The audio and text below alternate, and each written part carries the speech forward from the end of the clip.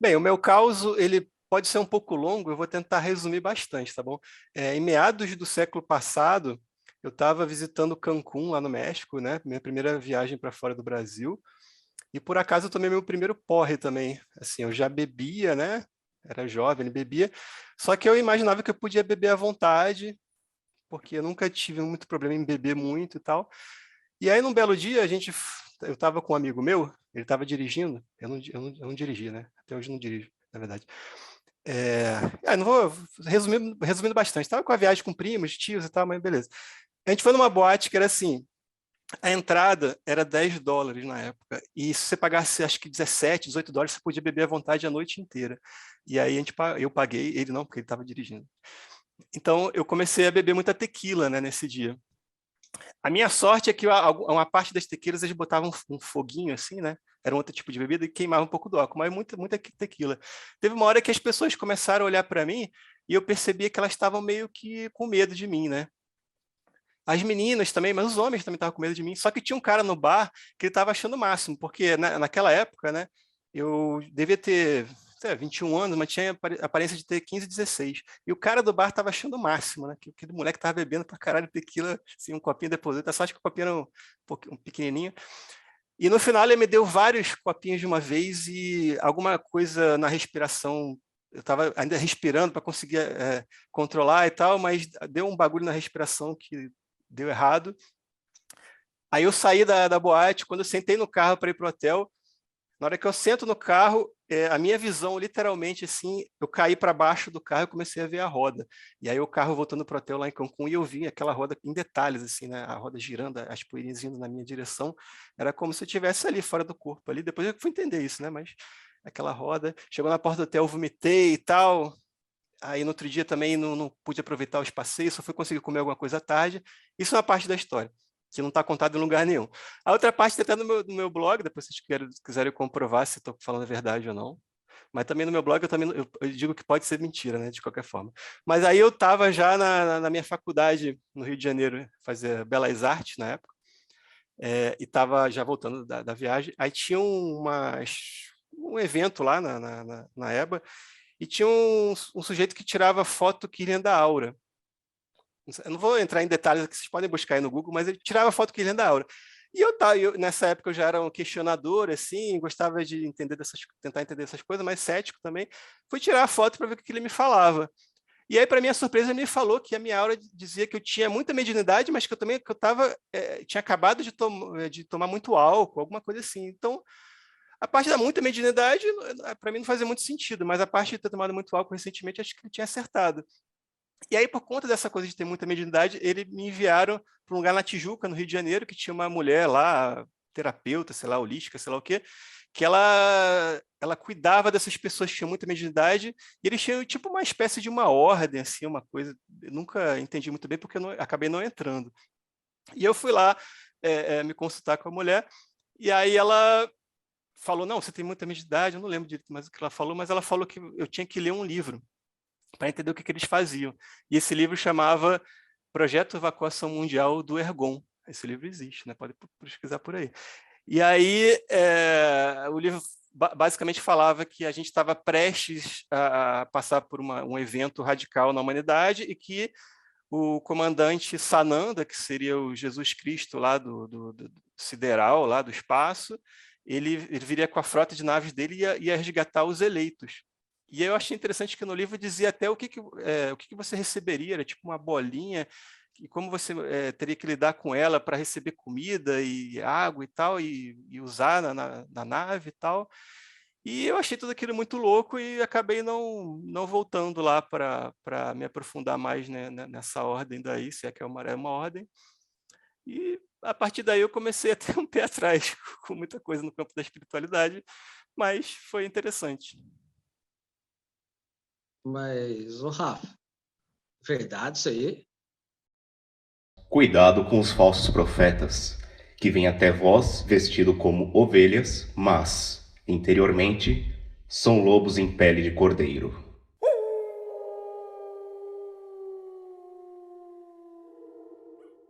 E aí, galerinha, tudo bem com vocês que estão aqui prontos junto com a gente, ouvindo Lupus em Fábula, batendo esse papão que a gente tá aqui. Bem-vindos ao Pele de Cordeiro, vocês que são monstrinhos vestidos de coisinhas felpudas e doces. Eu sei. Sejam muito bem-vindos. Hoje estamos aqui com pessoas de alto garbo e elegância para discutir um grande evento dentro da misticosfera, espiritosfera e por aí vai, deste Brasilzão e do mundo que a gente tem aqui com a gente. Ao meu lado está ele, meu querido Christian Dornelles, que está sempre junto comigo aqui, às vezes meio silencioso, às vezes meio distante, às vezes com a gente aqui, hoje falando. Tá junto também o Rafa Reis, que eu quero dizer uma coisa, você que não conhece o trampo do Rafa, eu sou apaixonado pelos trampos dele de poesia. Ele organizou várias coletâneas de poesia. Tem uma que eu gostei muito, que foi a primeira que eu tive contato dele, foi a do Rumi. Rumi é um grande poeta, tem uns textos muito sábios. Acho que tem 2 edições diferentes sobre poesias do Rumi, traduzidas e organizadas pelo Rafa. Vale muito a pena vocês darem uma olhada. Tá lá na Amazon, a gente vai deixar o link aqui, tudo certinho para vocês. E também está o nosso compêndio do cabalista, Caio Chagas, aqui junto conosco. E aí, galera, vocês estão bem? Cris, como é que você tá? Manda aí.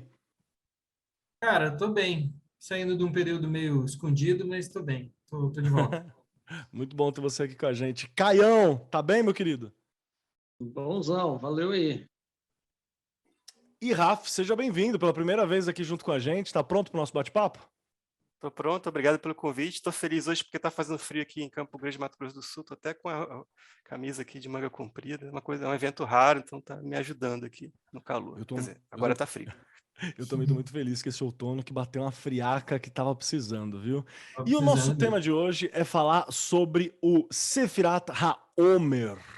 E antes da gente começar o nosso bate-papo de hoje aqui, que é muito importante, muito interessante, especialmente para aqueles que querem entrar no período de meditação, pensar em meditação coletiva, organizar os pensamentos, aproveitar as janelas da vida e da existência, as desculpas que o universo dá para a gente poder participar e pensar sobre si, vale muito a pena colar com a gente. Mas antes, recadinhos. Presta atenção nos nossos recados, galera, por favor. Já volto.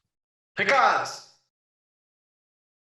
Salve galera, eu sou o Rodrigo Grola e aqui estamos nós em mais um Recados do Pele de Cordeiro, edição de abril, edição do tão esperado Homer, certo? E se você vai fazer meditação, não esquece que ela começa agora dia 16. E se você quiser usar os aplicativos, já com o guia das meditações, tá aqui na descrição do vídeo todos os links para as lojas do Google, da Apple, enfim, você dá uma vasculhada aí e pega o que for mais interessante para você.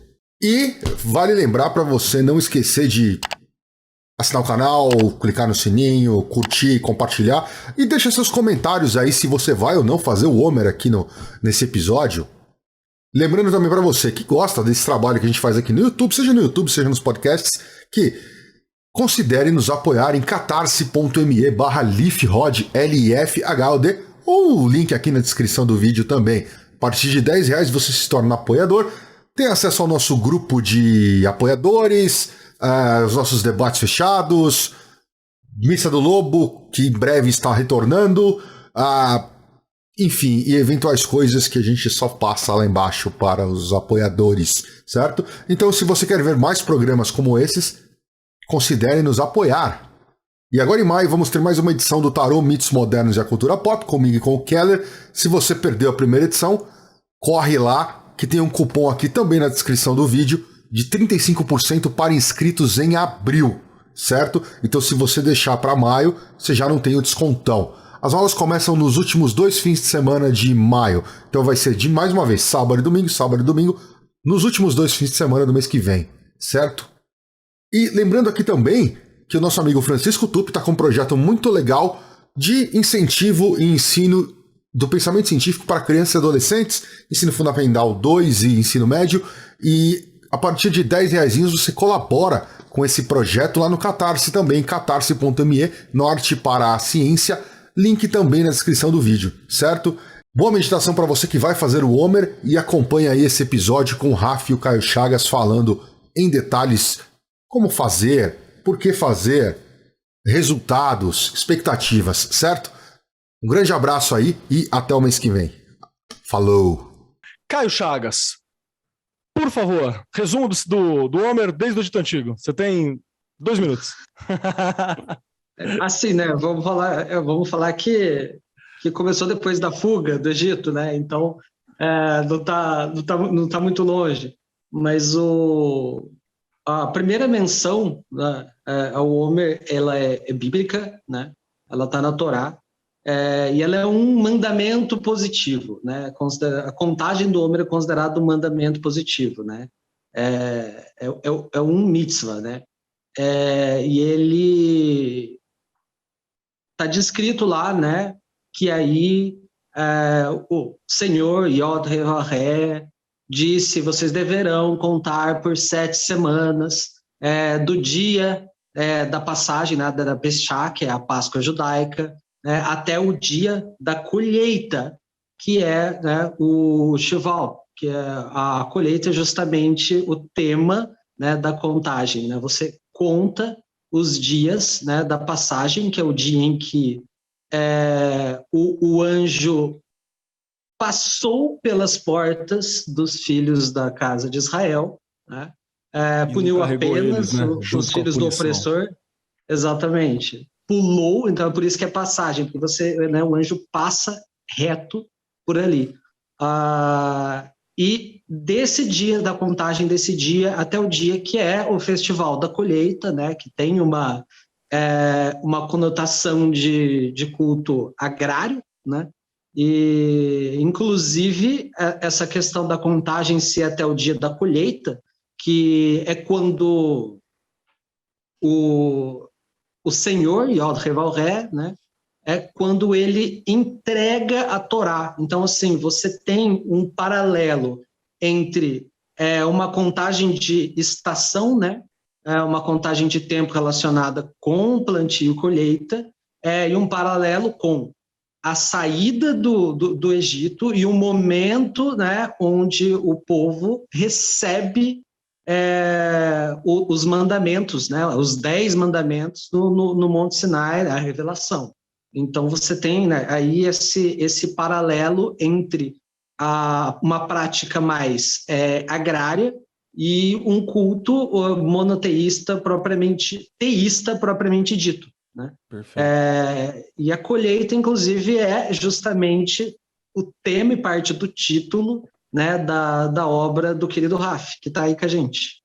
Show de bola, show de bola. Importante lembrar para a galera que está ouvindo a gente que até onde eu sei, acho que ninguém aqui é judeu praticante, né? Alguém que está na mesa com a gente? Não, a gente são pessoas que observam os costumes. Eu tenho nome, família e por aí vai, mas também não estou praticante e, com todo respeito ao povo judaico, estou com o meu corpo inteiro ainda.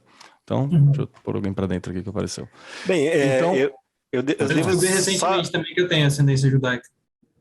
Eu não tenho ascendência judaica, mas eu sempre digo, né, que eu tenho uma conexão muito forte com a egrégora em si, por causa que a minha avó, ela ficou viúva muito cedo. Meu avô morreu quando eu tinha 3 anos só, e muito mais tarde na vida ela voltou a se casar com um sujeito que tinha ficado viúvo e morava no nosso prédio lá na Gávea, no Rio de Janeiro. Eu morei muito tempo com a minha avó também, e esse sujeito eu chamava de seu Hans, era Hans Samuel. Ele era um alemão fugitivo da Segunda Guerra, judeu. Resumindo bastante, ele perdeu família lá, perdeu todas as posses praticamente, veio para o Brasil. O irmão dele acabou se suicidando porque não conseguiu trabalhar na área dele. O Hans era arquiteto, conseguiu eventualmente trabalhar com isso, mas se casou com uma católica fervorosa que não permitia que ele praticasse o judaísmo em casa e tal.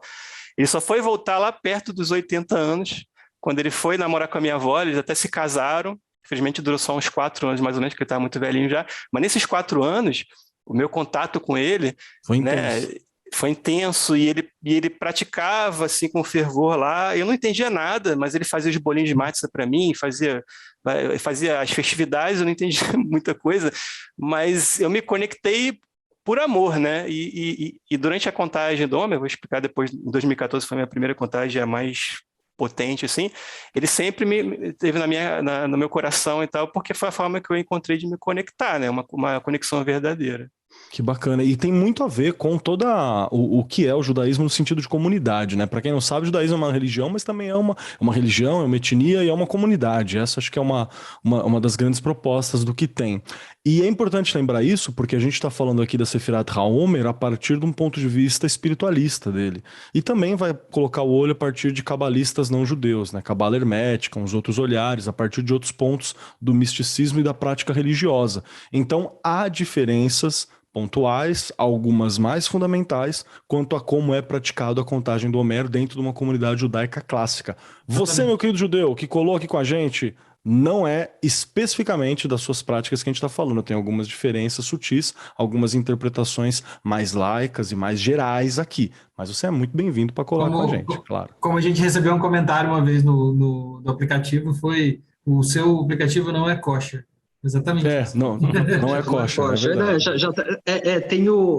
Né, esse episódio do podcast também não é kosher. Exato. Acho que pode colocar lá na rede, assim, ó. Este episódio não é kosher. Pode pôr. Não kosher. Do meu lado, né, eu tenho ancestralidade judaica, inclusive é aquelas questões de ancestralidade bastante complicadas, porque é aquele pessoal que foi convertido ao cristianismo em Portugal. Cristão novo, né? Forçado. É muito difícil saber o quão voluntária foi essa conversão, né? É muito complicado, né? Isso daí. E assim, eu vi essa suspeita, né? Por questão do nome da família, questão de algumas questões de cultura familiar. E aí, quando eu fiz o teste do Genera, ali não deu outra, né? Tinha mesmo. Então, é até uma coisa interessante para mim, né, porque a conexão com essa egrégora faz parte de um trabalho espiritual que eu faço na minha prática pessoal, que é de conexão com diversas linhas ancestrais que eu trago no meu corpo. Né? Que bacana. Então, tá conectado com isso aí também. Gostei muito de ouvir isso, cara, porque eu também me identifico, né? Eu tenho o sobrenome, que é Keller, ou Kalar, ou Kelar, ele é um sobrenome judaico. Meu bisavô era judeu, praticante e tudo mais, que veio para cá fugindo, na verdade, da Revolução Comunista, inclusive. Ele veio para cá. E a minha bisavó, que casou com ele, era cigana. Só que para ser cigano tinha que ser por linha paterna e para ser judeu tinha que ser por linha materna. Então tá ao contrário. Acabou que eu não sou nada, eu sou um cachorro caramelo, oficialmente, né? Uma bela de uma mistura e é isso aí. Mas a gente sabe que tem algumas outras particularidades. Eu queria ouvir de você, Rafa, também um pouquinho do que você se interessa pela história do Homer, porque também tem uma questão no Homer que eu já vou adiantar para a galera. Ele entra naquela divisória que eu costumo fazer, não sei se o Rafa vai concordar comigo, mas existe uma história material do que é possível, do que acontece, existe uma história especulativa, que ela é uma tradição oral, uma coisa tradicional, que não necessariamente aconteceu dessa mesma forma. É assim que funciona toda a tradição humana. E o Homer é uma parada que não é para você olhar só pela prática histórica do que teria acontecido e por aí vai. É uma coisa para você poder falar da união do teu povo. Ela tem uma questão tradicional, uma questão de um saber. Então, porque já vai aparecer alguém aqui e falar assim, mas será que os judeus foram mesmo escravos no Egito? Não há tantos registros. Cara, não é esse o rolê que a gente está falando. A gente está falando sobre o rolê da criação da comunidade. Então, Rafa, me diz aí, o que você curte mais na história do Homero sobre esse processo todo? Primeiro eu devo dizer que eu fiz a minha primeira contagem do Homer em 2014, e o que eu vim a descobrir depois sobre o Homer veio depois da contagem, né? Então, o que aconteceu na contagem, que eu vou explicar depois, que vieram poemas e tal, eu escrevi um livro, eu não tinha muita ideia naquela época, até do que era exatamente o Homer. Foi instintivo mesmo a participação, então. Sim. Legal. Mas o que eu acho que pode ter acontecido também é que eu sempre tento me conectar com a egrégora, com a história e tal. Eu me lembro que tinha além dessa questão do Hans, né, do judeu que casou com a minha avó e tal, foi meu avô, de certa forma também, tem uma banda de música que toca músicas do mundo inteiro, só que é brasileira, chama Mauaca, e eles têm uma música chamada Lamidbar, que é dos judeus sefaraditas, não sei se eu estou falando certo, mas ali do sul da Europa, Espanha, ali, e eles têm uma música, Salame de Bar, que conta sobre Moisés subindo aos céus e descendo, e trazendo as tábuas da lei e tudo mais. E é uma música muito legal, assim, não sei se dá para botar depois um trechinho, depois eu posso mandar, não sei se tem problema de direito autoral, mas alguns segundos talvez, mas essa música ficou muito na minha cabeça, assim, né? E talvez tenha ajudado. E aí eu tento, assim, eu me imaginava como um judeu lá no deserto, sei lá, eu sabia que era uma fuga do Egito, mas eu também sabia na época já que isso é uma metáfora também, né, pelo menos na Kabbalah, na tradição mais mística, que é você saindo do pensamento mais estreito, materialista, para uma pensamento mais amplo, mais espiritual, mais de entender o mundo, né, como se Israel fosse o mundo inteiro, e não só aquele pequeno pedaço de terra ali, e que você também era filho, né? Era filho da humanidade como um todo, não era uma coisa muito restrita. Tinha uma coisa assim de expansão da consciência mesmo ali embutida. Aí, assim, para explicar também o que eu descobri depois, que eu acho que tem um pouco a ver também, é que tem essa, como o Caio falou, né, tem essa característica de festividade rural. Isso para mim já tinha um símbolo muito grande, né, que é do plantio do trigo e depois a colheita. Isso ficava na minha cabeça também, eu nem sabia pronunciar. Como é que é Shavu? Eu também não sou especialista na pronúncia. Tá. É uma língua quase morta, gente. Pode ficar Shavu, então eu não sabia nem pronunciar, mas isso ficava também desde o início falando, poxa, mas depois já havia uma colheita, e tem uma relação também com Pentecostes, de certa forma, né? Porque no cristianismo da Páscoa, Pentecostes, tem uma certa relação. E aí depois eu acabei descobrindo que tinha o Rabino Akiva, que nasceu no ano 50 e morreu no ano 135 depois de Cristo. Ele era um rabino muito conhecido nessa época, e durante essa época teve uma peste que matou uma porrada de discípulos dele, assim, acho que chegou na casa dos milhares. Nossa. Isso aconteceu também durante essa época, e tanto é que tem um dia específico, que é o Lag BaOmer, que é Rhodes sobre Rhodes, se não me engano, que eles comemoram, né, no meio de uma melancolia ali da contagem, porque tem essa melancolia por causa desse pessoal que morreu pela peste, eles comemoram porque foi o primeiro dia que não teve mais nenhuma morte, né, e depois não teve mais mortes depois desse dia, uma coisa assim. Tem isso, e um dos sujeitos que sobreviveu a essa peste, que foi o rabino Shimon Bar Yochai, não se sabe ao certo a data de nascimento, ele provavelmente faleceu no ano 160 depois de Cristo. Ele foi, teoricamente, um dos precursores da Cabala e um dos que compilou o Zohar, né? Então, isso aí tem muito a ver com o misticismo judaico, tal, também são lendas, assim, pode ser que não tenha sido ele que compilou o Zohar, pode ser que o Zohar seja uma coisa mais para frente, mas isso eu acho que também, essa questão do misticismo judaico, eu acho que também está bem envolvida com essa história toda. Mas quando eu comecei a fazer meu homem em 2014, eu não sabia disso. Depois eu fui procurar saber. Isso, para mim, foram assuntos, coisas assim que me fizeram sentido para mim, pela experiência que eu tive, pela conexão com a egrégora que eu tive, e para entender por que isso acontece até hoje no mundo todo, por que tem brasileiro aqui fazendo isso, né? Verdade. Também tem muito a ver com o Grolo, o Del Deb, o Projeto Mayhem, mas é uma coisa que me ajudou a entender depois. Perfeito. Cris, eu queria ouvir de você também, cara. Perdão, pode falar, Caio. Eu soube disso em 2020, e olha só que coisa interessante, né? 2020 que foi minha terceira contagem, né? E foi justamente quando eu descobri que essa tragédia, né, foi por conta de uma epidemia. Então, veja bem, eu descobri que a contagem do Homer estava relacionada, né, na prática cabalística, com esse luto por conta da morte de milhares de pessoas, e foi justamente a época que estava começando, né, o Covid-19 por aqui. Nossa, que timing, hein? Que timing para tais coincidências.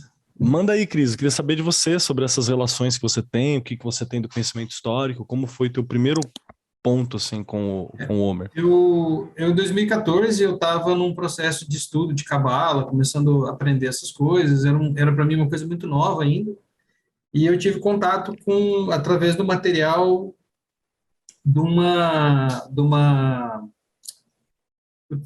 sinagoga aqui de Berlândia, da prática judaica do Homer. E a gente conversou um pouco sobre isso, e isso ligando isso à Cabala. Só que para o judeu, essa ligação ela existe com a Cabala, mas ela não é uma ligação tão explícita, né? Ela é uma ligação... porque, na verdade, a Cabala está diluída dentro de todo o conhecimento deles. Então, essa ligação para a gente ela não vem... ela não estava tão descrita assim. E aí, eu fuçando na internet, eu descobri um material que o Marcelo Deldeb, na época, acho que publicava e fazia alguns exercícios. Só que era muito difícil de encontrar esse material, nem ele não tinha muito organizado isso em algum lugar, esse material vinha meio separado. E aí acabou que eu compilei esse material e passei a utilizar. E eu fui conhecer essa parte do Sephirah Homer na busca desse contato mais estreito com a Cabala, sabe? Tentando me entender melhor com a Cabala naquela época, tentando entender melhor do que se tratava, porque ele propõe certas vivências, enfim, tem uma série de coisas muito interessantes que vem desse exercício, né? E eu fiz em 2014 da minha primeira contagem, passou batido, eu perdi, eu acho, um pedaço, não fiz com muito afinco. Em 2015, foi o ano onde eu sentei e falei, não, eu preciso fazer isso da maneira certa. E comecei a estruturar, comecei a fazer os exercícios, aí acaba que a gente faz... Desculpa o cachorro, gente.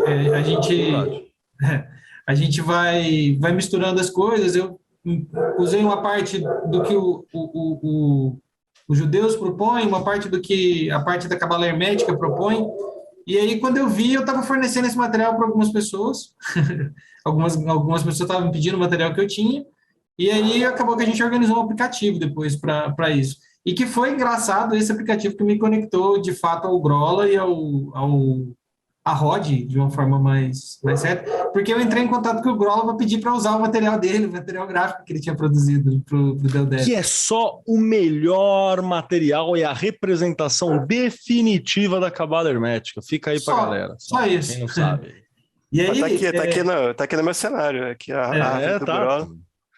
A gente tem uma galera que tá, sei lá, tô dando um rolê em Portugal, bati o olho num café no aeroporto e tinha esse breguetes, que é o pôster do Grola na parede. Sinceramente, eu acho que essa representação da árvore, nesse design do Grola, eu acho que tem potencial, assim, para ficar aí para a posteridade como uma das mais utilizadas. Se é que já não é, mas assim, no Brasil com certeza, mas até lá fora também. Sim, vai passar 100 anos e isso aí vai estar representado desse jeito, cara. Que nem aquela ilustração do maluquinho sentado com uma pipa de cabala na mão. É uma ilustração do século XVII. Vai ser isso com o Grola daqui 100 anos também, esse material. Perdão, o Keller sempre entrega que é nerd de Prometeia, né? Porque tem a pipa, ele fala da pipa, ele fala uma pipa estranha, o cara nem sabe o que é isso no Prometeia. Vai lá, Cris. E aí, nessa parada histórica, foi curioso que uma prima minha me ligou um dia, faz uns 2 anos, mais ou menos, ela me ligou e falou, Cris, vamos entrar com um pedido de cidadania em Portugal, porque a gente tem ascendência judaica. Eu falei, não, cara, não tem. Ela falou, tem, não tem. Aí a gente foi atrás, começamos a procurar documentos, escarafunchar documento, ligamos na Cúria, lá no Rio Grande do Sul, em Cruz Alta, onde eu nasci, aí pegamos certidão de nascimento de avô, bisavô, trisavô e os caralho. Acabou que a gente chegou em 1500 num judeu safardita que vem para o Brasil, a gente tem o caminho legal em todas as certidões que nos ligam a esse cara que vem para cá. Então, de repente, eu descobri que eu estava numa busca de um conhecimento, de alguma coisa, mas que, como o Caio falou, era um troço que estava no sangue que eu nem tinha noção, eu não tinha nem ideia. E que, de certa forma, veio no ouvido conversando, sabe, procurando por esse conhecimento. Mas foi muito interessante, porque eu duvidava, e de repente, quando eu vi os documentos assim, eu falei, caralho. Acabou a dúvida, né? Eu acho que aqui tem um ponto que vai focar com tudo isso que a gente está conversando, porque na Europa em geral, por exemplo, quando, sei lá, tem uma parada de crime, aí eles tampam a cara da pessoa e eles cobrem o sobrenome, eles não cobrem o primeiro nome. O primeiro nome tá lá, Marcos, eles cobrem o Keller. Por quê? Porque as tradições familiares na Europa são ancestrais, assim. Então você descobre coisa muito antiga. No Brasil é diferente. Se eu vou ver uma parada, cobrem minha cara, me põem voz de pato e eles deixam meu sobrenome, mas cobrem os primeiros nomes, que é normalmente como você é mais conhecido. Nós carecemos de uma relação histórica, no geral, de uma tradicionalidade, de uma ancestralidade, no geral. Se você vem das classes menos abastadas, assim, por se dizer, se você tem ascendência judaica, se você tem ascendência cigana, que cigano hoje em dia para muita gente é um termo pejorativo, então romani. Se você vem de uma ascendência judaica, negra, enfim, boa parte do teu passado foi apagado, porque Exato. sim, porque é assim que as coisas funcionam. A Então gente é não um pode, grande a gente não pode exercício, né? esquecer que os escravizados que vieram à força da África, eles têm sobrenomes dos Das famílias, sujeitos né? que escravizaram eles, das então famílias não são o sobrenome deles, são das famílias que escravizaram Ou eles. dos, Então, lugar, realmente ou dos lugares que absurdo. eles foram escravizados aqui no Brasil, né? Nome de propriedade. E Brasil, eu vou falar pela cidade em que eu estou, que eu não vou contar para ninguém que é Suzano. Suzano, por exemplo, houve um incêndio sem querer que apagou todos os registros das pessoas escravizadas, né? Que na verdade era para que os netos dela no futuro não fossem cobrar uma indenização, ou cobrar um direito de terra, um direito de grana e por aí vai. Então foi apagada a nossa história. Essas ligações com ancestralidade pode parecer até pueril para um europeu que vem aqui, que o cara consegue traçar, sei lá, 8 gerações de família, né? Para um chinês que vem aqui e que tem os caderninhos de família chinesa com 2000 anos de sobrenome de família e de ancestrais ali colocados. Mas pra gente é meio que sem. E aí que eu acho que o Homer dá uma brilhada, porque ele é uma experiência de conexão, de comunidade, de reflexão interna. Tô pirando muito, Caio, ou você acha que é por esse caminho?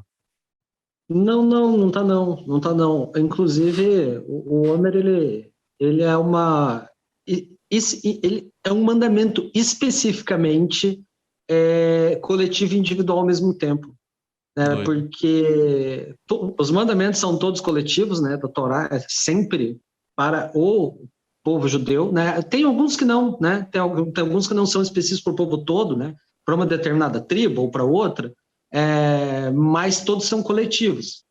E especificamente o Homer, ele é dito que você deverá contar por si próprio, né? Então tem esse contar por si próprio. O que é esse si próprio? É porque ninguém vai te cobrar a contagem. A contagem não vai ser feita com todo mundo na sinagoga, vai ser feita a pessoa com ela mesma. Então ela traz essa conotação de trabalho interno, né? Traz essa condição de trabalho interno. E na Kabbalah isso é colocado, né? Que vem como retificação, né? É o Tikkun, o Tikkun Olam, é a correção dos mundos, né? Que a hora que você pega lá na Cabala Luriana, né? Que é a Cabala do Isaac Luria, que ela pega bem forte no Zohar, né? Que tem toda essa tradição ligada ao Ben Yoshai, que é a coisa da contagem do Homer, do mestre dele, aquilo tudo. Na Cabala do Isaac Luria, você tem o conceito de Tikkun, de correção dos mundos, ligado a Sefirot, né? Inclusive diretamente, dos livros né? É bem discriminado, Sim, diferente do que você está meio escondido na tradição judaica comum. Né? Exatamente. Né? Você tem assim uma conexão explícita, porque o Isaac Luria, ele defendia uma visão reencarnacionista dentro do judaísmo, né? Em que cada encarnação você vinha para retificar uma séfira. Né? Nossa, então você nascia legal. Na retificação daquela séfira. E ele tem até uma sistematização assim, ó, se você nasce para retificar Netzach, você é responsável por retificar a Netzach na sua vida e na de todos os que estão à sua volta. A existência, né? E na existência. A pessoa que só que você não que é aquela coisa, você não precisa, você não tem a obrigação na encarnação de retificar a Rod, porque você nasceu para retificar a Netzach.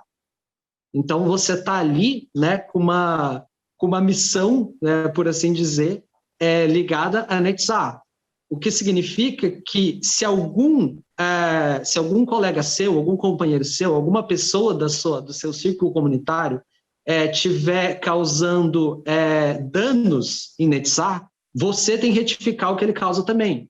Só que se você estiver causando a Rod, outra pessoa que nasceu para retificar a Rod vai ter... Então você realmente tem uma conexão muito forte com essa relação entre individual e coletivo, né, de uma forma bastante holográfica, né? É muito... A cultura judaica, ela é muito... Todo mundo fala de comunidade e tudo mais, mas ela tem uma relação entre individual e coletivo que ela não é simples, né? Ela não é tão binária assim, né? Ela não é uma tradição nem exatamente individualista, nem coletivista, né? Ela é dialética entre essas duas coisas. Perfeito, cara. Acho que esse raciocínio é muito legal, porque, de novo, mostra como cada sujeito tem uma função na comunidade também, até a nível reencarnatório, como a gente estava conversando.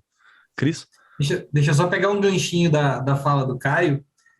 Quando a gente fez o aplicativo, todo ano alguém vem e fala assim, põe alarme, coloca o negócio para avisar, faz os compromissos na agenda.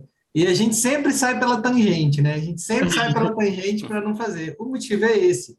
É porque se você colocar um alarme, você está usando de uma muleta. E um dos mandamentos da execução do Homer é que ele seja executado pela sua vontade própria. Se você pegar e criar a sua agenda com os seus compromissos para fazer o Homer, você está fazendo sozinho. Se eu criar para você, eu estou fazendo a sua parte. Então, e lembrando que é uma doideira, tá? Porque é aquele esquema, né? O dia começa no pôr do sol. Então, exato. O dia de hoje começou ontem, né? O dia de hoje começou ontem. Então, é aquela contagem de tempo muito doida, né? Do rolê judaico. Rafa, deixa eu entrar para uma questão que a gente conversou bastante sobre alguns conceitos históricos. Só vou deixar você que está ouvindo a gente, você que está vendo pelo YouTube, com umas paradas atrás da orelha, assim, ó, que é sempre bem legal. A gente devia sentar um dia para conversar só sobre Moisés, só sobre a Torá, só sobre a visão esotérica, só sobre a visão histórica, porque tem umas coisas muito loucas nisso que é importante. Mas tem os 10 mandamentos. Sim, mas os 10 mandamentos são uma simplificação para um povo que estava culturalmente em decadência. Eles estavam muito tempo sob julgo de outra cultura, não tinham mais conexão com a própria cultura, então ele é uma reconstrução cultural. Por isso que a gente tem tantos ritos surgindo de fortalecimento cultural nesse momento. Se você está afastado, viver em outro local, para quem mora fora do Brasil, que eu vejo, a gente sabe o quanto é importante você ter um Guaraná. Você não ligava para Guaraná quando estava no Brasil. Você estava cagando e andando para um Guaraná, para feijoada, para esse bagulho tudo. Você vai morar em outro canto, você fica, um Guaraná, uma feijoada, um pastel de feira, você paga lá feijão com caldo, né? Um caldo de cana, paga uma fortuna no caldo de cana. Porque é o que te dá esse senso de comunidade. E deixo aqui uma pulga atrás da orelha, hein? Moisés era judeu, claro, mas foi treinado para ser egípcio. Fica no ar. Aqui, ó. Só para a gente fazer umas curiosidades para um próximo momento. Falei isso aí correndo, né? Só para dar problema. Que também não é polêmica nenhuma, mas eu gosto de fazer uma graça. Rafa, deixa eu perguntar para você uma parada, meu querido. Para mim sempre foi muito impactante quando eu fiz o Homer, a contagem. O que você pensa sobre esse quesito que o Cris levantou e que o Caio levantou também, e está liberado a discordar, claro, sobre esse compromisso individual que eu tenho? E faz uma diferença eu levar a sério, eu tenho um compromisso de vivenciar a contagem do Homer? Como que você vê essa questão? Então, eu funciono muito por intuição, né? Então, de alguma forma, em 2013, que era quando eu deveria tentar fazer o Homer seriamente a primeira vez, eu pensei assim, que hoje eu moro em Campo Grande, Mato Grosso do Sul, sou lá do Rio de Janeiro. Naquela época eu ia bastante para o Rio de Janeiro visitar a família, agora está mais difícil que eu já tenho filhinho pequeno, mas eu ia 3, 4 vezes por ano visitar o Rio de Janeiro. E em 2013, no meio do Homer, teria uma viagem para o Rio de Janeiro. E assim, eu sabia que o correto seria fazer... em 2014 eu fiz assim, sem beber álcool, sem comer carne, várias coisinhas assim. E, poxa, visitar meus amigos no Rio de Janeiro e não beber é meio, para mim, pelo menos, seria muito difícil, né? Fora a viagem e tudo, né? Essa história de você começar no pôr do sol, você pode até fazer durante uma viagem de avião, você pode até fazer no avião, se for o caso, se o sol se pôs é o que importa, isso não era uma dificuldade. A dificuldade era não beber no Rio de Janeiro com meus amigos. Isso foi meio que uma coisa de intuição. E aí, quando eu fiz direitinho no 2014, quando eu consegui fazer a primeira vez, na primeira vez já teve um impacto muito grande, eu vi que isso realmente faz diferença, né? Hoje em dia eu também pratico sufismo, por exemplo, que é uma coisa tem uma parte muito ortodoxa, que é o misticismo do Islã e tal, e eu também sei que quando você faz a coisa mais ortodoxa, tem uma retribuição, tem uma recompensa ali. Às vezes não vale a pena, para muita gente não vale a pena, às vezes vale a pena. Então, isso acontece, assim, né?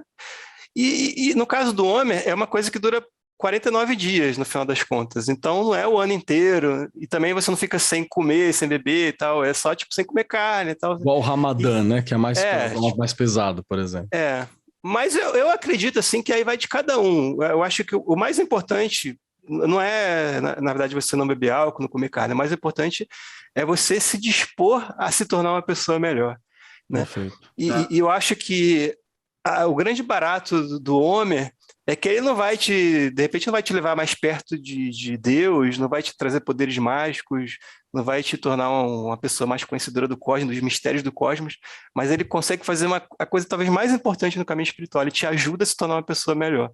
E ele é totalmente focado nisso, pelo menos esse Homer que eu fiz, que é o Homer que o Del Débio começou a compilar, que o Christian ali depois lançou o aplicativo. Hoje tem o aplicativo, está bem mais fácil, né?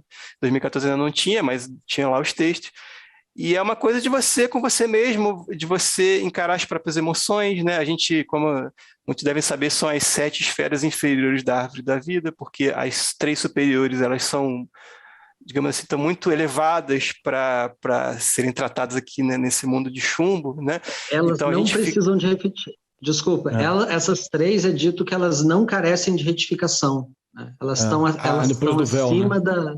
Elas estão acima da queda, né? Elas não carecem de retificação. Então, por isso que não precisa trabalhar nesse mundo de chumbo, né? Ela é muito eterna. A gente de repente vai trabalhar com elas em um outro momento, em um outro tipo de existência, talvez, mas aqui a gente está com essas 7. Então, são 7 vezes 7, 49. Com o 40º dia, que seria o Pentecostes, é a colheita, né? Então, por isso que o nome do meu livro é 49 Noites Antes da Colheita, que foi o que aconteceu comigo em 2014. Eu sou poeta, né? Eu gosto de dizer, perguntar se você é o quê? Você é cabalista, você é espiritualista, você é mago? Não, eu sou poeta. Eu acho que poesia é uma coisa muito misteriosa e uma coisa muito difícil de fazer. Eu não posso sentar aqui hoje à noite, amanhã cedo, quero escrever uma poesia sobre Kabbalah, quero escrever uma poesia sobre espiritualidade, sobre caminho espiritual. Não funciona assim, sabe? Você não chega assim, é que nem escrever uma música, sabe? Tipo, não é compor uma música, né? Não é uma coisa simples. E você tem que estar inspirado, você tem que estar bem e tudo mais, você tem que estar realmente seguindo alguma coisa ali que te deixa num estado poético. Então, eu já tinha uma conexão. Conexão é a palavra. E eu já tinha... Eu vou dar um exemplo, por exemplo. Quando eu visito a família no Rio de Janeiro, eu vou lá no Jardim Botânico sozinho, fico caminhando no Jardim Botânico, vendo a natureza, e muitas vezes eu consigo fazer um poema, mas esse poema tem a ver com natureza.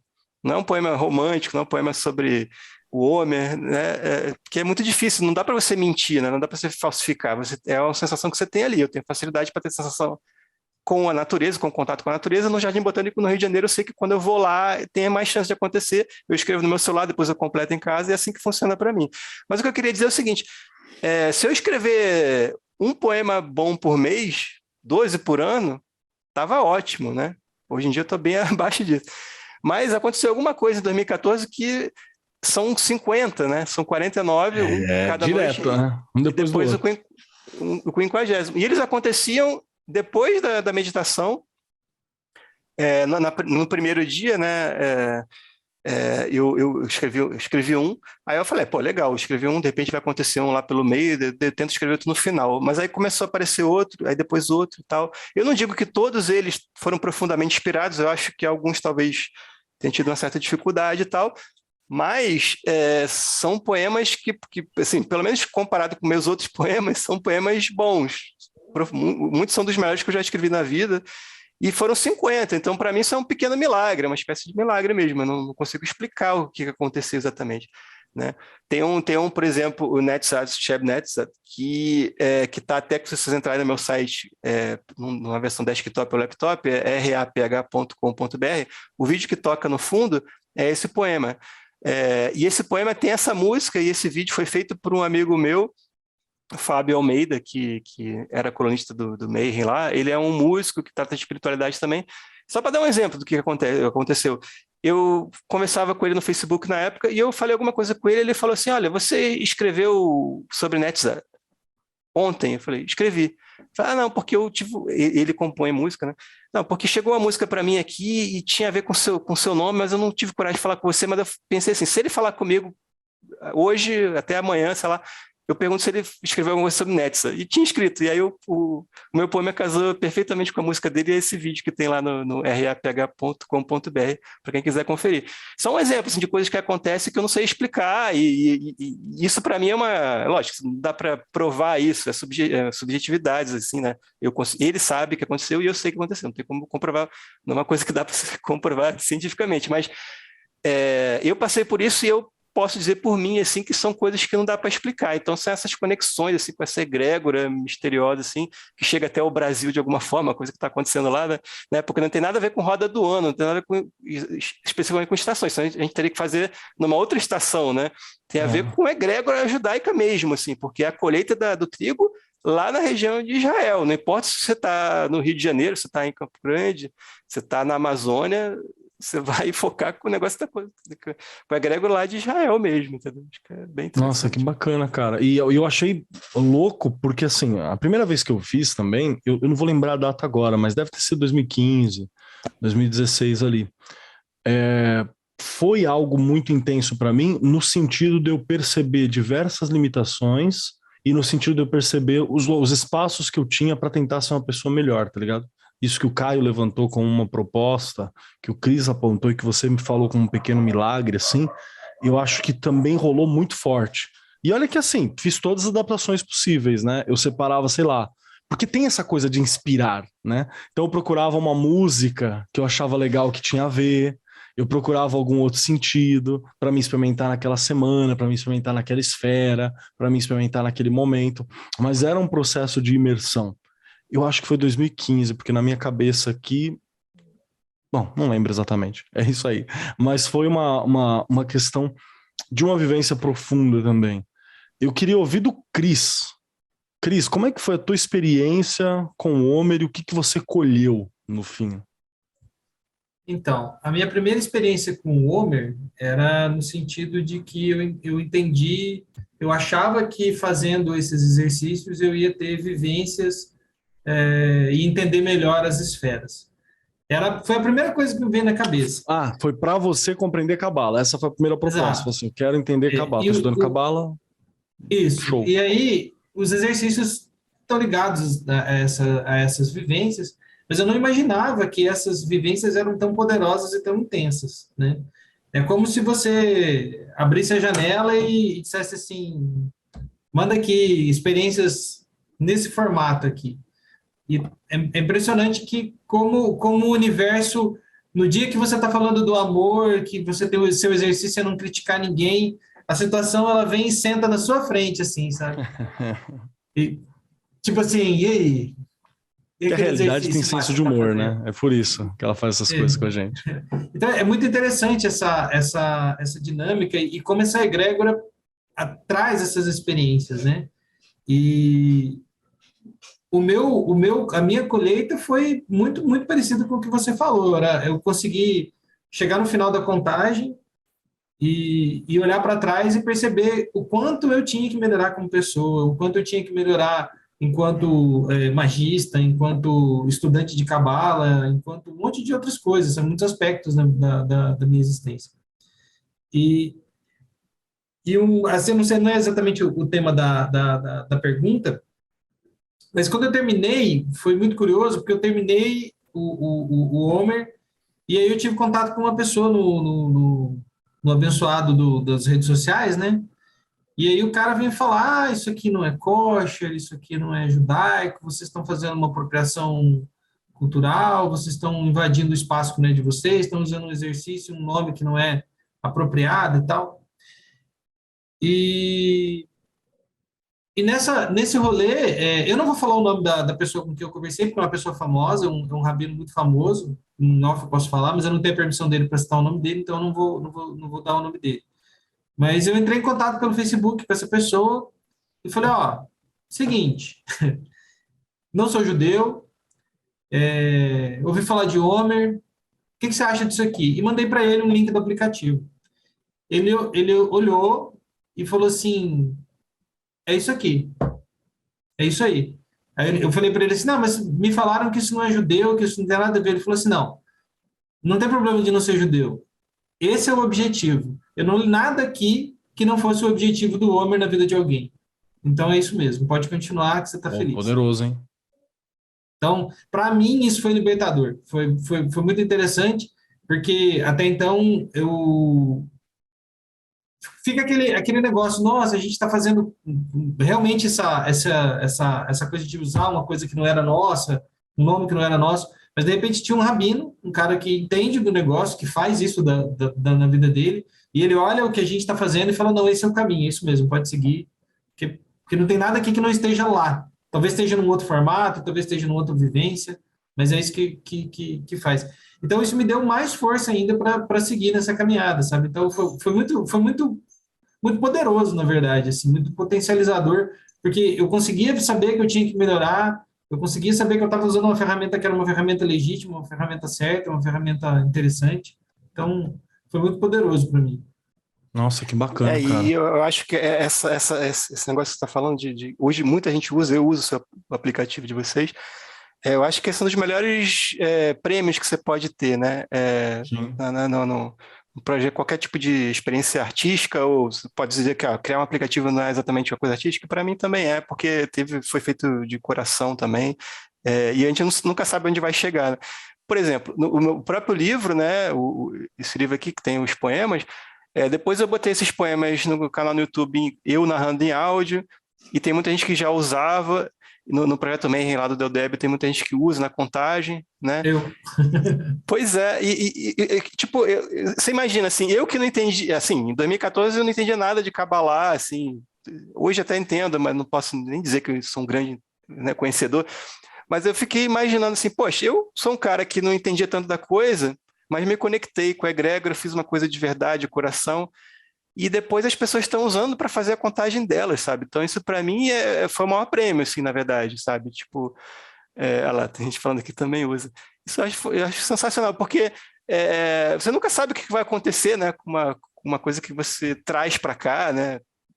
Para o mundo, assim, e para mim esse foi o maior prêmio, saber que as pessoas têm usado para fazer a contagem delas, porque na verdade uma das coisas assim que eu defendo muito é que você não vai mudar o mundo num passe de mágica, fazer sei lá, criar uma nova religião, lançar um livro que vai mudar todo mundo. Você vai mudar o mundo aos pouquinhos, mudando a vizinhança, é um passo de cada vez. Então, se as pessoas estão, né, se as pessoas estão se melhorando... Você mais cedo citou o nome de um cara que fala isso. Você quer mudar o mundo, muda você mesmo, né? Que é o Gandhi. Exatamente, né? E você mudando a vizinhança, assim, a sua volta. Se você não consegue mudar a sua relação com a sua família, com seus amigos mais próximos, como é que você quer mudar o mundo, né? Tem muita gente que tem esse sonho de mudar o mundo, mas em casa não é uma pessoa boa, não consegue ser, sabe? Então, esse que é o mais difícil, você ser uma pessoa boa em casa, com seus amigos mais próximos, com o seu próximo. Aí, se as pessoas vão se melhorando, assim... E eu acho que esse aplicativo ajuda, porque as pessoas fazem o homem com esse aplicativo. Meus poemas devem estar ajudando. Isso que eu acho sensacional. Isso é o maior prêmio. Você saber que as pessoas estão se melhorando. Acho muito bonito essa parada e essa reflexão de que qualquer mudança que você quer para o mundo, ela tem que estar na sua redondeza. Acho muito importante. Tem uma amiga que ela é muito, muito engajada na luta das mulheres, na luta feminista, pelos direitos, pela igualdade e tal. E uma das falas que ela sempre lembra, fala assim, bacana que vocês estão aí brigando pelo direito das mulheres do mundo, da hora. O feminismo chega na sua mãe, ela sempre falava, chega na sua avó, e aí é sempre uma pegada, né? Porque bacana você estar lutando pelas amigas da escola, né? Pelas amigas do trabalho, pelas amigas na rua, legal. Chega na mãe, e primeira vez que eu ouvi isso pra mim foi muito impactante também, que eu falei, puta, é verdade. Eu pensei tudo isso, né? Toda a minha ideia, ela chega na minha mãe, todo o meu rolê chega na minha avó, todo o meu rolê chega no meu irmão, né? Tudo isso que eu tô fazendo chega lá, e tem uma parada do que o Caio falou, que eu acho que é muito importante dentro do rolê esotérico, místico no geral, que é... Vai soar um tiozão falando, gente, desculpa, não é a intenção. É só uma análise do estado da arte. Acho que nesse rolê moderno do que a gente tem dentro do rolê místico, e por aí vai, a gente tem uma liberdade muito grande, a gente tem uma série de fontes, a gente tem algumas coisas que são muito profundas, assim, que é legal ter tido essa abertura tão grande, mas eu acho que a gente perdeu um pouco da nossa linha de horizonte de foco alguns detalhes que sempre foram muito basilares. Por exemplo, muitos dos rolês cabalistas e dos rolês magísticos tradicionais, eles vão funcionar dentro do eixo da verdadeira vontade, dentro do eixo da grande obra, que a ideia é de você melhorar a si mesmo, é você como obra de arte. Se você tira esse eixo, você tem ótimos exercícios, você tem ótimas experiências, mas você perde um dos pés de desenvolvimento geral do que é. Essa é uma questão. É a mesma coisa do que eu vejo muita gente falando sobre, vamos fazer meditação, pratico meditação há muito tempo e por aí vai. Sou muito próximo de algumas práticas que são associadas ao budismo também, por aí vai. E aí eu vejo muita gente falando sobre isso, mas eu nunca vejo a discussão do ego, né? Eu nunca vejo a discussão da comunidade, eu nunca vejo a discussão do respeito por algumas tradições, pelos mestres. Eu vejo eu perco umas coisas assim que eu acho engraçado. E que aí eu acho que até dá. Você tem ótimos exercícios isolados, ótimas reflexões isoladas. Mas aquilo foi criado dentro de um contexto, ou para uma fundamentação. E eu acho muito bacana do Homero é que ele tem essa lembrança de que você é obra de arte no fim. No fim da colheita, no fim da espera pela colheita, você tem que colher algo. Você tem, nem que seja você perceber que seu plantio foi uma merda, que você tem que plantar melhor para o ano que vem para uma colheita melhor. Mas tem que ter essa percepção. Isso é algo que eu acho muito legal do Homero. Caio, queria muito ouvir como que foi a tua experiência com o Homero, porque você é um cara que não consegue fazer as coisas no modo easy.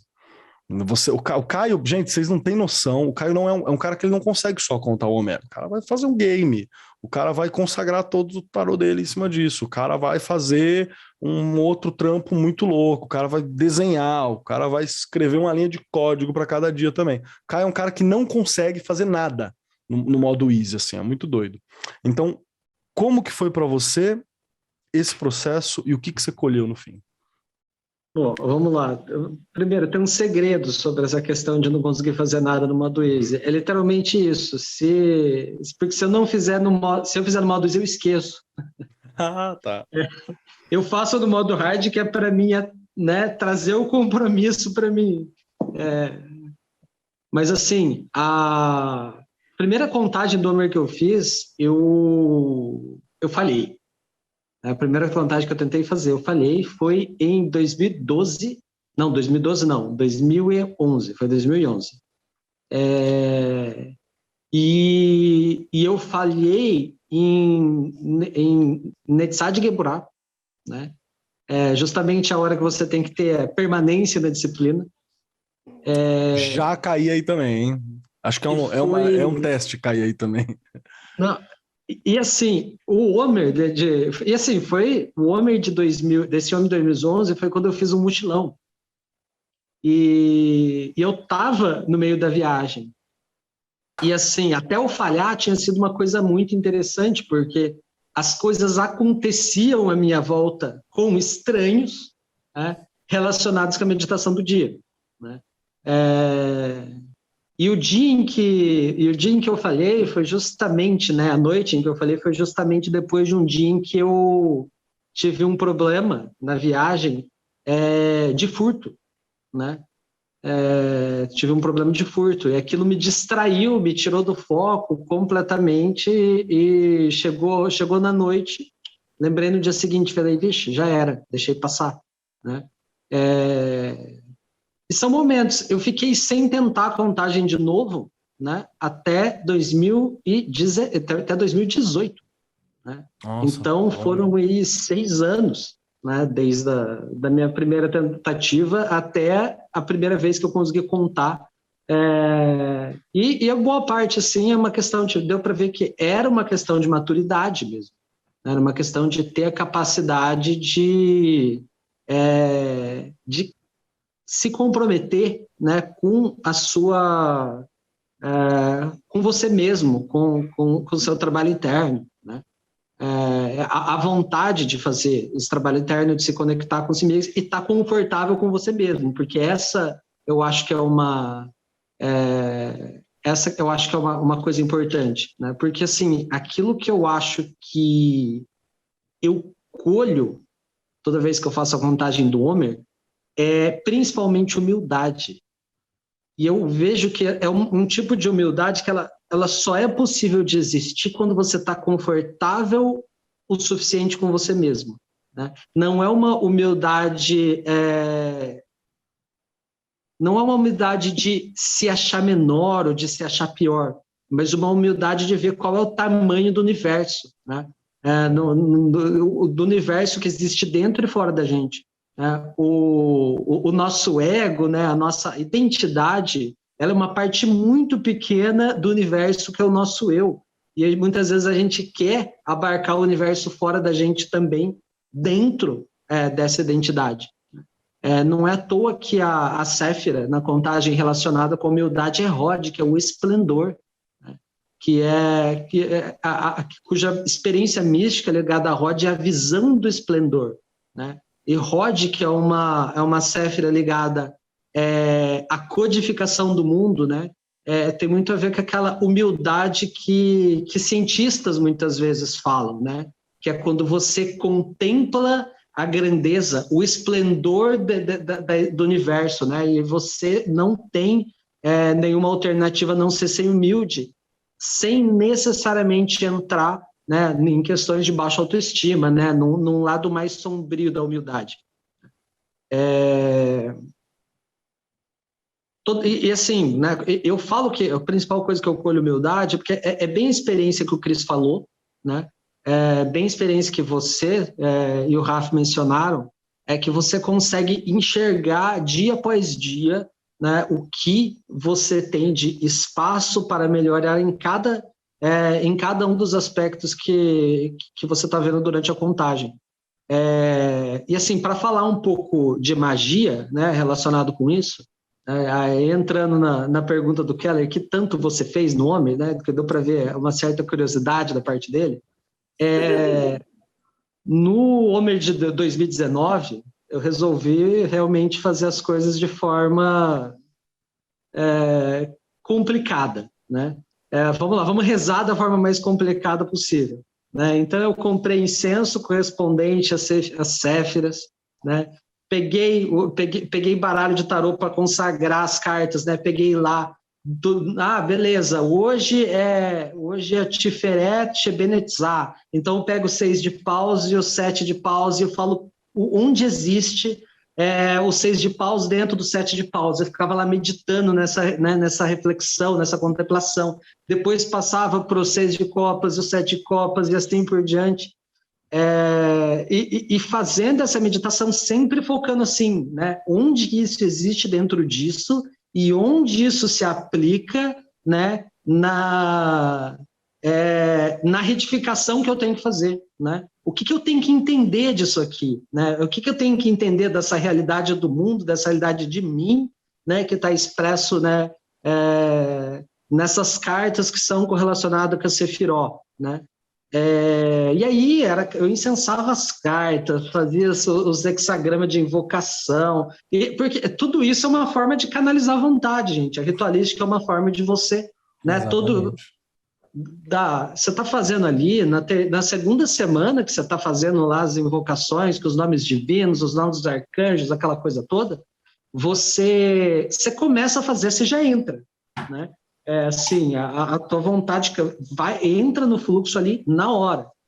Então eu tive uma prática mágica muito intensa, né? E eu desenvolvi, né, também nesse mesmo Homer de 2019 uma série de ilustrações, né? Todo dia eu sentava para fazer uma ilustração inspirada naquilo. E assim, o mais complicado eu tinha que fazer a ilustração depois da meditação, não antes. Porque quando, eu não sei, depois eu vou querer que o Rafa fale sobre como que ele fez com os poemas, né? Se ele fazia antes ou depois das reflexões. Não tinha a menor chance de ser antes, tinha que ser depois. Tem que ser depois. E tinha outro detalhe também, que eu esquecia do poema, esquecia da meditação uma parte do dia, quando ia começar no outro dia, eu escrevia, não lembrava muita coisa, quase não lembrava. Depois eu fui reparando que alguns poemas tinham uma sequência, uma espécie de uma história, um pássaro que voava, tinha a ideia da colheita sempre presente, então era bem... Até hoje eu não entendi direito. Tava rodando o subconsciente, né?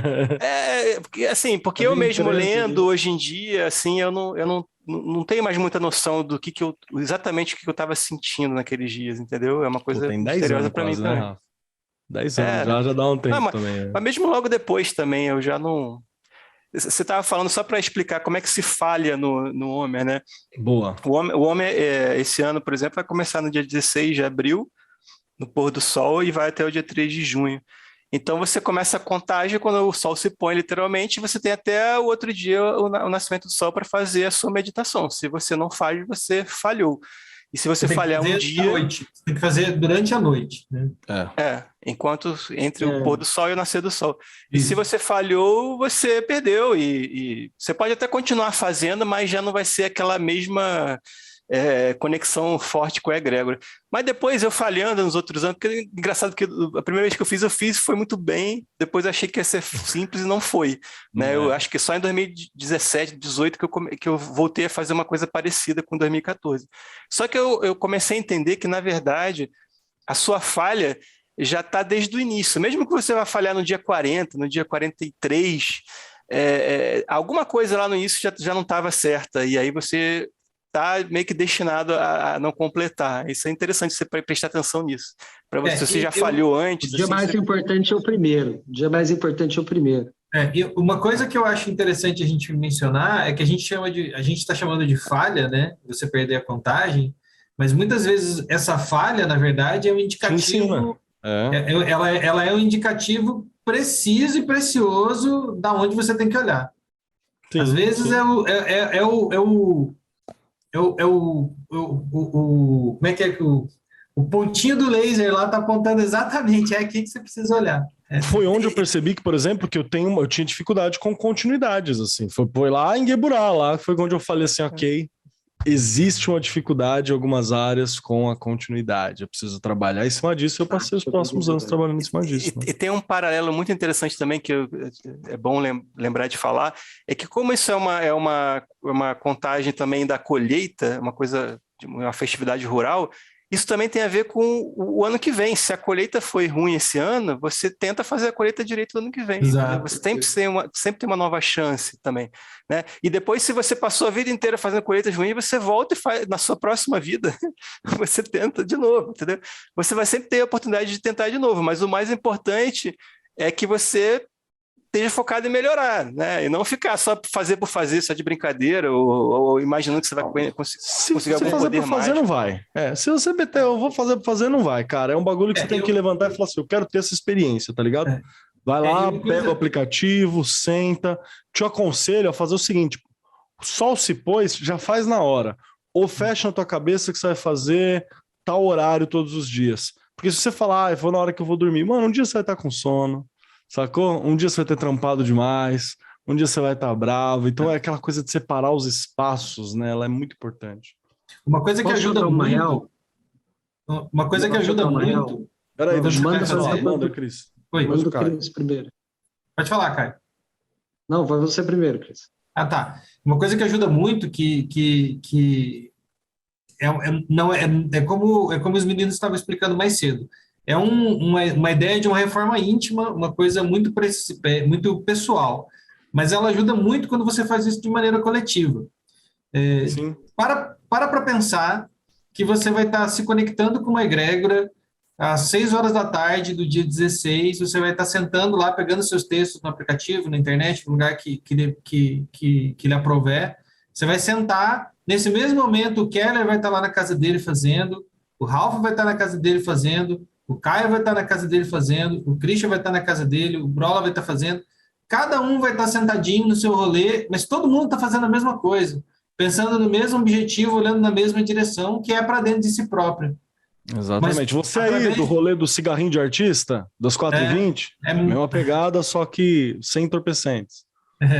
É muito interessante pensar por esse lado, e amanhã, quando você for fazer, talvez pensa, puxa, é sozinho. Não, mas pensa, você não está sozinho. Você está sozinho ali, mas esse rolê, essa egrégora está rolando para muita gente. Então é bem individual e coletivo, como o Caio falou, né? Vai E lá, a Caio. lua também pode te ajudar. Você pode olhar para a lua e pensar, poxa, essa lua é a mesma lua que as Isso. pessoas no Brasil inteiro estão vendo, sabe? Tenta se conectar, não pela lua em si, né? A lua tem mais sentido lá no islamismo, mas essa coisa de, pô, tá todo mundo junto, entendeu? Todo Mesmo mundo nesse céu, mesmo né? momento, né? Mesmo céu, exatamente. Mesmo quando tá nublado, a lua tá lá, não esquece. Manda, Caião. Vai lá, Caio. Vou jogar uma real aqui, que é o seguinte: isso é uma dica que vale não só para o Homer, para quem está ouvindo aqui, que gosta de misticismo, gosta de magia, né? Tem uma chave mestra que abre a porta de todas as egrégoras. E o nome... Alfabetização. Acertei? Ajuda muito se você for Quase, letrado. Não, interpretação de texto. Interpretação de texto. Né? Porque é difícil. Né? A chave mestra que abre todas as egrégoras é a arte.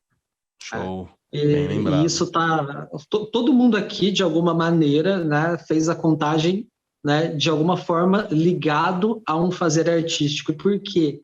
Porque para você fazer arte, você precisa de todos esses meandros, esses requisitos. Você precisa do compromisso, você precisa do olhar interior, você precisa.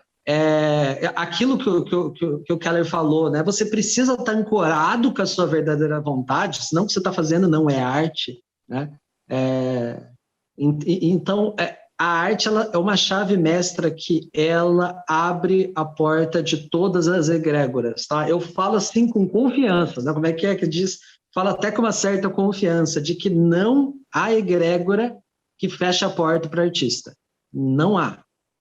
Então, assim, a minha dica é: produz alguma coisa, qualquer coisa. Mas eu não sei fazer, eu não sei desenhar, eu não sei escrever. O que for, tá? Faz tricô, faz o que você souber fazer. Alguma coisa você sabe. Eu duvido que você não sabe de nada. O almoço, cozinha no dia seguinte pensando naquela energia. Vai. Porque o que acontece é o seguinte: a hora que você coloca a sua arte no processo, aí você tá realmente se conectando com aquilo, né? Aquela dificuldade, cara, e assim eu falei, posso jogar real? Vou jogar real. Quando você falha na contagem, por assim dizer, é porque você não entrou suficiente, você não entrou com ímpeto suficiente. Por isso que eu falei que o dia mais importante é o primeiro, né? Porque você está fazendo, vou fazer aqui para ver qual é que é, né? A gente não deixa de fazer algo que é importante para a gente, né? Que tem importância a nível íntimo, não a importância que os outros, alguém que te pediu, né? E aí a gente volta lá, né? Contar por si mesmos, deverão contar por si mesmos. Então, assim, a dica que eu tenho, né, para não só para o Homer, mas para a magia no geral, faça boa arte, né? Já diria o querido Neil Gaiman. Perfeito, se alguém for perguntar se a contagem do Homer funciona, se tarô funciona, aí você responde: uma pintura funciona? Excelente. Olha, cara, eu vou falar uma coisa. Excelente. Os desenhos que eu fiz durante a contagem, né, que eu enchi lá, né, 56 páginas, porque foram 49 mais uma para cada, uma sozinha para cada sefiró, uma das 7 sefiró da contagem. Eu coloquei o intento de retificação ali, né? Então eu fiz os desenhos, fiz sigilos com os intentos de retificação, coloquei selos planetários, incensei, ou seja, criei uns talismãs ali. Como aquilo tem um intento de retificação, eu vou contar a real para vocês. Quando eu pego no livrinho que eu fiz, eu sinto. E eu vou falar para você, normalmente não é gostoso. Quando eu pego, eu me sinto meio ruim. Eu tenho que segurar por um tempo, abrir as páginas, folhear, ler os nomes divinos que estão ali, eu volto a me sentir bem. Porque aquilo está com a energia da retificação que eu continuo fazendo. E vou continuar fazendo. E nunca vou terminar de fazer, né? Então ela traz, porque é aquela coisa, a contagem bem feita, todo dia você vai ter algum desconforto. Não vai ter um dia que você vai falar assim, hoje é só delícia, né? Caramba, mas diferente, bem diferente. Não, cara, não tem. Não se engane, né? Não, e é bom a gente ter essa cobrança, né? Porque teve um outro reflexo para mim que foi muito importante, é que eu entendi que não tá ligado a uma necessidade religiosa você ser uma pessoa bacana ou ser uma pessoa preocupada com a tua próprio desenvolvimento, com o próximo. Isso não tá ligado a nenhum princípio religioso. Sabe aquela velha máxima que se você precisa de religião para ser uma pessoa legal, você só tá adestrado? Eu lembro que a primeira vez que eu fiz o Homer, eu entendi muito disso. Porque era é uma tradição religiosa, é uma tradição filosófica, ela tem todas essas dinâmicas, e ela não necessariamente está conversando com o rolê totalmente cristão que a gente trabalha. Ela é um princípio judaico, ela é um princípio esotérico, trabalhando com o rolê mágico, no sentido da cabala hermética, que é esse que a gente está conversando.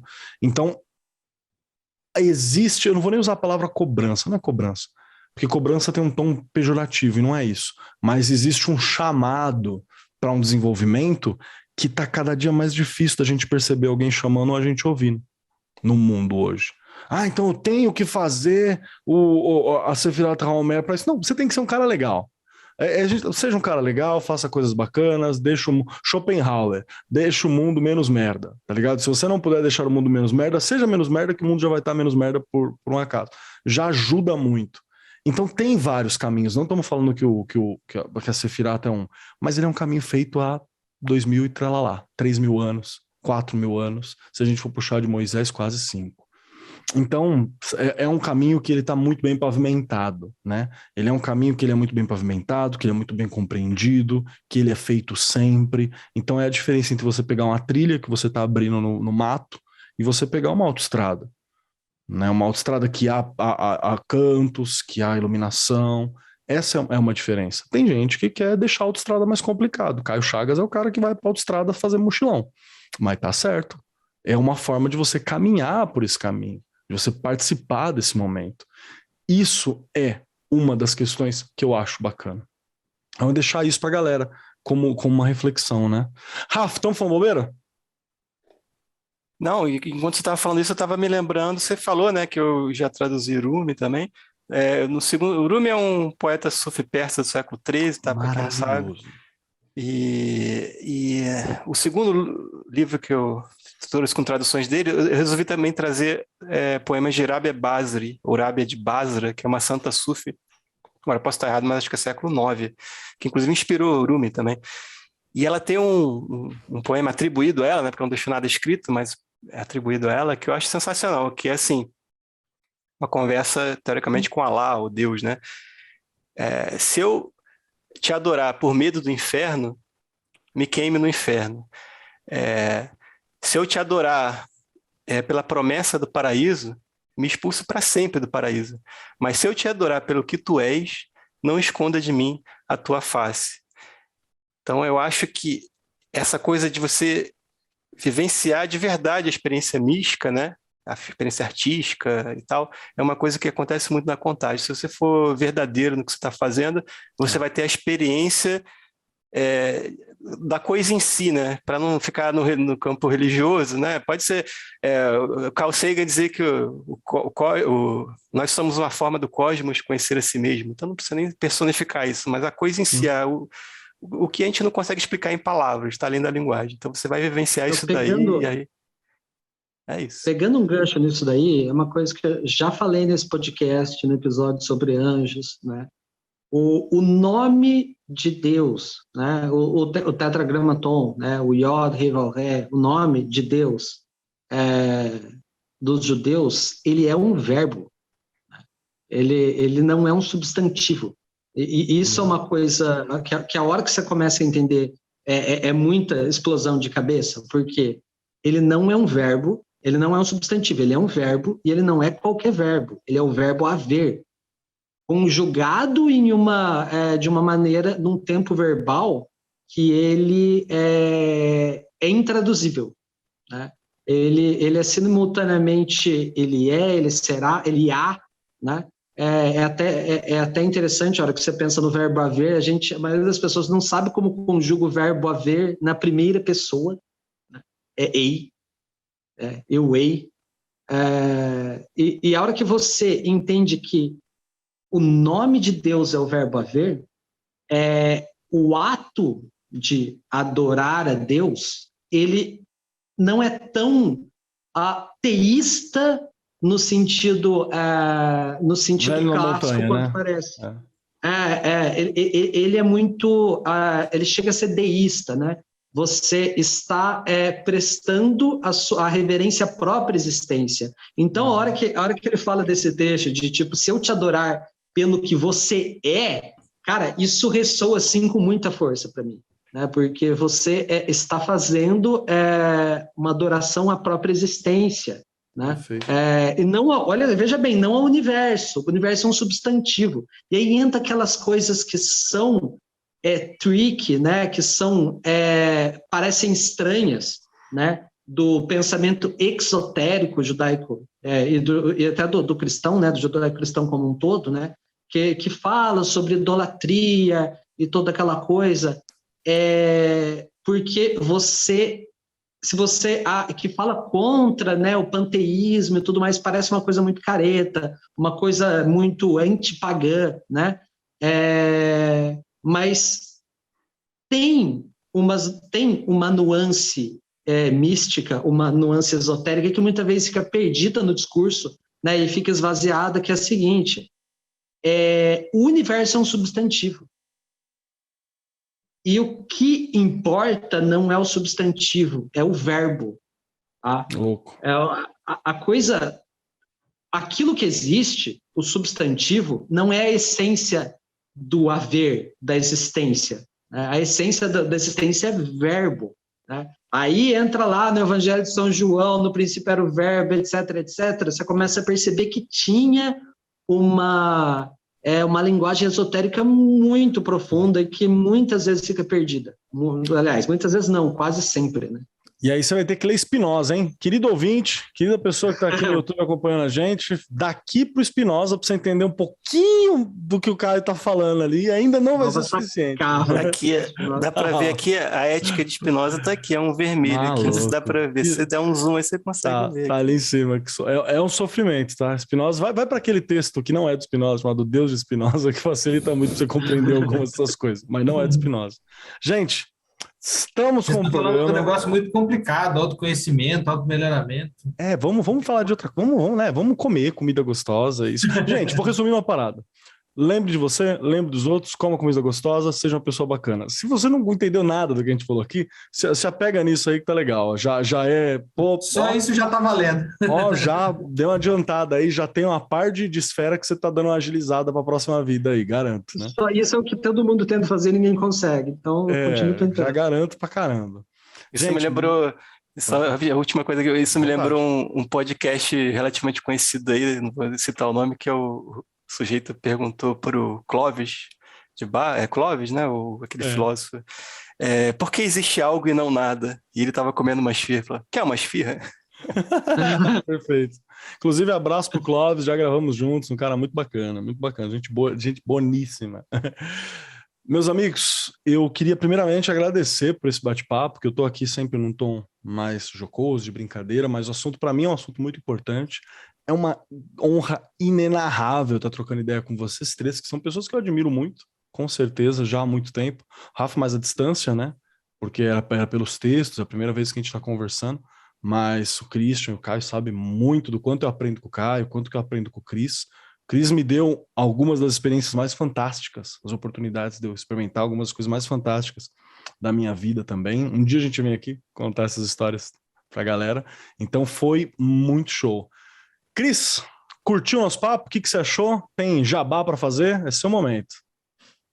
Olha, eu curti o Ralph, eu conheço o Ralph, né? A gente conversou algumas vezes por Facebook, essas coisas da vida. Tive contato com os textos dele, então para mim é uma honra imensa estar aqui, conversando com ele, vendo o criador daqueles poemas tão maravilhosos, né? Saber que aquilo foi construído num caminho que a gente estava percorrendo juntos, sem estar juntos, né? Então, realmente é uma honra muito grande. O Caio é de casa, eu escuto os podcasts com o Caio, às vezes eu fico escutando, tem hora que o Caio fala os negócios, eu falo assim, caralho, velho. Não, o Caio, Gente, o Caio tá no grupo de pessoas que descobriram que há erros basilares no nome dos anjos das traduções brasileiras. Assim, é só isso, vocês estão chamando o cara errado. Só. Quando você Então. chama, não, porque a vocalização é parecida. Mas se você escrever uma carta, vai chegar no lugar errado. Lembre-se disso. Já está corrigido, Exatamente. cola com a gente que você vai ver. Então, é Então, fantástico. é isso. Eu estou muito orgulhoso, fico muito contente, agradeço muito os meninos terem topado participar. E o jabá use o aplicativo, se possível, é uma ferramenta, a gente desenvolveu com muito cuidado, com muito carinho, e está aí para todo mundo usar da maneira que mais lhe convier. E manda seus recadinhos para a gente, sempre que a gente gosta muito de saber conforme o pessoal está usando. É verdade, verdade. Gente, tá aí o aplicativo, Sefirat HaOmer, tá nas principais plataformas. O link vai estar aqui no post. Dá uma olhada. Qualquer dúvida também, pode mandar mensagem lá. Tem sempre alguém para responder, para te dar uma ajuda. Caio Chagas, meu querido Caio Chagas, um grande amigo que esses anos de pandemia nos trouxe. Espero que você tenha curtido. Muito obrigado pelos conhecimentos, pela tua experiência particular, que ela é sempre algo assim fenomenal, cara. Eu admiro muito, você tá ligado disso. Parabéns pelas ilustrações que você compartilhou algumas. Eu sinto muito, mas o mundo jamais terá acesso a isso, porque é algo muito pessoal, não tem jeito, né? É algo extremamente pessoal. Mas é incrível, cara. Espero que você tenha gostado. Fica aí o espaço para o jabá, para suas palavras. Eu estou muito feliz também, agradeço demais o convite, estou feliz demais de estar aqui de novo, né? Com você, Keller, com o Cris, mas especialmente com o Raf, com quem eu tenho a honra de dividir créditos em um pequeno livro que está lançado pela editora dele, né? Depois o pessoal pode procurar. Questões para a Vida e a Morte, é um e-book em download gratuito na Amazon, Google Play, Apple Store, só buscar lá. Questões para a Vida e a Morte.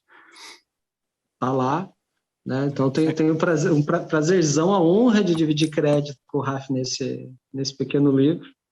E estar aqui falando sobre, né, a contagem do Homer, que ela é muito importante para mim, né? Desde que eu consegui fazer a primeira vez em 2018, eu tenho feito todo ano, né? E depois depois que eu deixei os desenhos prontos, todo ano eu volto para eles, né? Rabisco mais um pouco, adiciono uma coisa ali, acaba sendo uma chave, um portal, né, para eu acessar esse Homer ao longo da minha vida, né? Então, eu estou muito feliz de estar aqui falando sobre esse assunto tão querido. Perfeito, perfeito. Senhor Rafael Reis, que está aqui conosco. Espero que você tenha gostado, espero que você tenha curtido bater esse papo. O que você achou dessa conversa? E fica aí o tempo para você falar com o nosso público. E fale também, por favor, do livro. Por favor, fale novamente como é que a gente encontra, como é que a gente acha, né?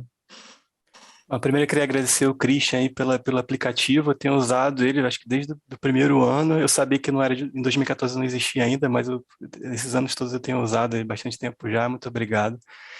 Inclusive, se você quiser usar qualquer conteúdo aqui do livro, deixar no aplicativo, já deixo a licença aí. Obrigado, Caio. Te vi lá no Projeto Mayhem já falando, a gente dividiu aí esse livro, Questões para a Vida e a Morte, a gente tem alguns amigos em comum, bom estar aqui papeando contigo.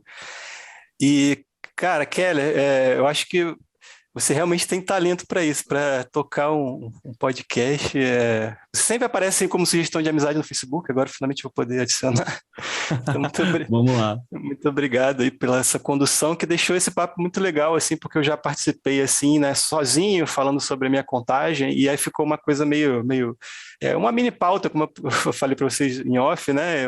Só eu contando como é que foi a minha contagem, às vezes eu li uns poemas.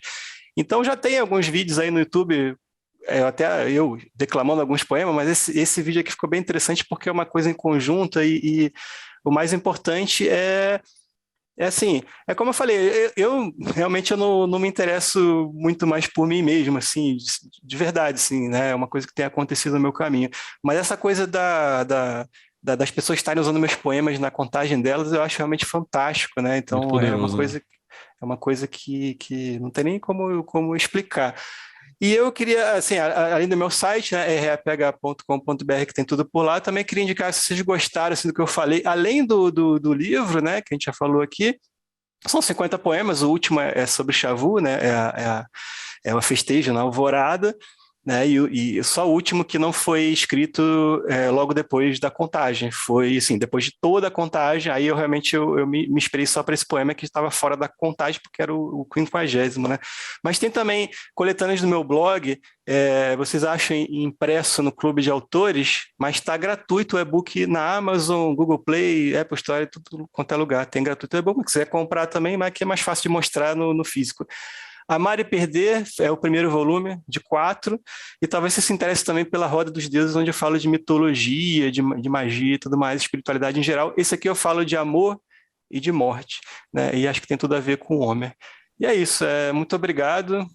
Vou acompanhar mais aí o podcast, que eu não conhecia muito bem ainda, né? Não sou muito de acompanhar podcast, mas realmente adorei ter participado, então vou tentar acompanhar mais. Perfeito, perfeito. Mano, aguarde novos convites. Exatamente, como o Cris falou, é sempre bem-vindo. E é isso aí, né, minha gente? No mais, quero dizer uma coisa para você que tá ouvindo a gente ou tá vendo a gente pelo YouTube. Também pelo YouTube, desculpa, né? A gente não tem uma grande produção, não tem aquelas mesas de madeira gigante, não tem cadeira de 3 mil reais, mas tem muito amor, muito carinho, muita vontade de comunicar aquilo que a gente está passando, e a gente também não fala muitas coisas, né, erradas ou por aí vai, por aqui. Então, cola com a gente que vale sempre a pena. Curto muito que vocês estejam aqui, que você curtiu, achou legal, vai lá no aplicativo, vá nos livros, dá uma olhada no material do Caio, dá uma olhada nas participações do Caio anterior. Tem um podcast gigantesco falando sobre anjo e o escambau, e são 3 horas cada um. É enorme, você vai sair dali virando suco no chão, e quando você abrir a porta do seu armário vai ter um ser de muitos olhos falando, não um tema, assim. Então pode ficar em paz que vai ser muito fantástica a experiência. No mais, cola com a gente, tem programas futuros ainda. Oi? Vai estar tudo certo se acontecer. Vai estar tudo certo, é assim mesmo, fica calmo. No mais, cola com a gente, que tem muitos outros programas por aqui. Acompanhe o Lupus em Fábula em todas as redes sociais. Acompanhe o Pele de Cordeiro, que tem coisa para trás e vai ter coisa para frente. Normalmente, uma pessoa diferente fazendo aqui a hosteagem. Então, tem vários estilos de hosts distintos. Cada programa é sempre uma nova surpresa. E tamo junto, meus queridos. Até mais!